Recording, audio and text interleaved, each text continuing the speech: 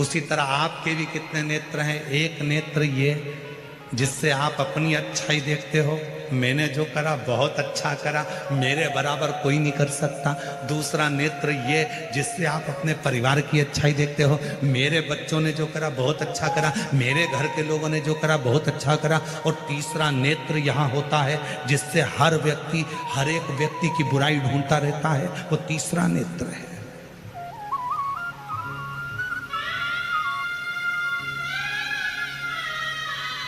तीसरा नेत्र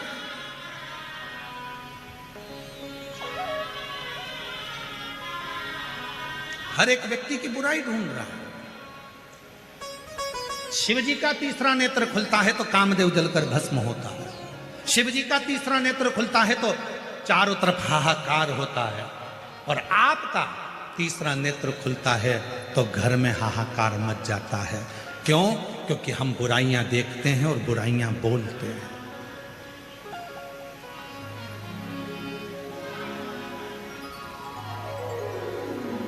आप सबको खुशी होना चाहिए कि भारत की भूमि पर छत्तीसगढ़ में एक गांव ऐसा है जहां निंदा करने पर 5,000 रुपए का जुर्माना है।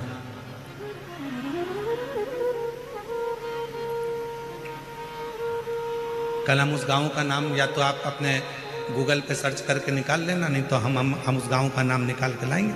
भारत की भूमि पर छत्तीसगढ़ प्रदेश में एक गांव ऐसा है जहां पर एक निंदा किसी ने करी थी। वो निंदा इतनी फैलती गई, चुगली फैलती गई, निंदा फैलती गई।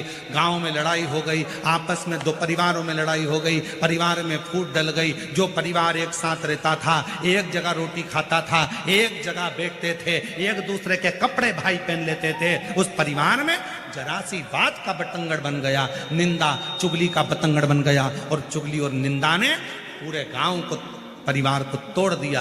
तो गांव के लोगों ने निर्णय देकर, सरपंच ने पंचायत में निर्णय दे दिया कि हमारे गांव में अगर कोई चुगली निंदा करता हुआ पाया गया तो उसको 5,000 रुपए का दंड देना पड़ेगा। वहां गांव की रीति बन गई।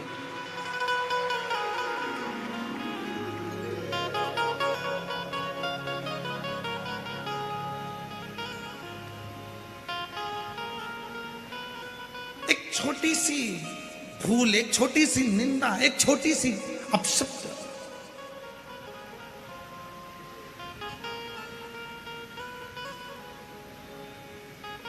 एक दूसरे को तोड़ा जा रहा, एक दूसरे को बर्बाद किया जा रहा।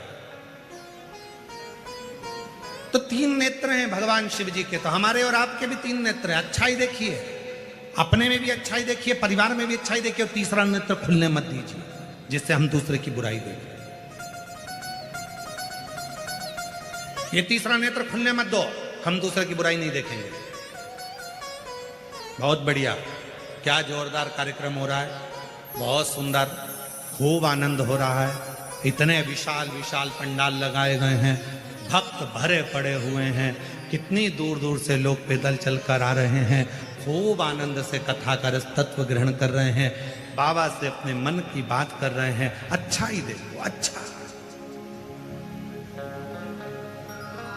श्रेष्ठ।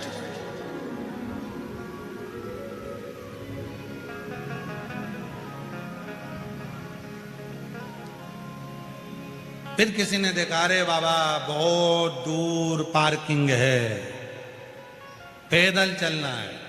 अब तुम्हें कौन बताए? महाभारत की कथा यदि तुमने पढ़ी हो, वेद व्यास जी ने वर्णन किया है महाभारत की कथा में। महाभारत की कथा में वर्णन आता है, अश्वमेध यज्ञ के बाद जब एक दिव्य यज्ञ का अनुष्ठान पांडवों ने करा और उस यज्ञ में 1 घंटा लगाया गया, यज्ञ की पूर्णाहुति में वो घंटा बजना था, वो घंटा नहीं बजा। जब यज्ञ में घंटा नहीं बजा तो पूछा गया कि ये घंटा क्यों नहीं बजा? ये घंटा तो अपने आप बजता है, यज्ञ की पूर्णाहुति होती है और घंटा बजता है, ये बजा क्यों नहीं? मालूम पड़ा कि अपने नगर में कोई भूखा रह गया, उसने भोजन नहीं करा। पता करो कौन भूखा है। अर्जुन, नकुल, सहदेव, भीम, युधिष्ठिर ने मालूम करा तो एक संत कुटिया में बैठे थे। बाबा आपने भोजन किया? नहीं। भंडारे में क्यों भोजन नहीं किया? नहीं नहीं नहीं, मैंने भोजन नहीं। क्यों नहीं करते?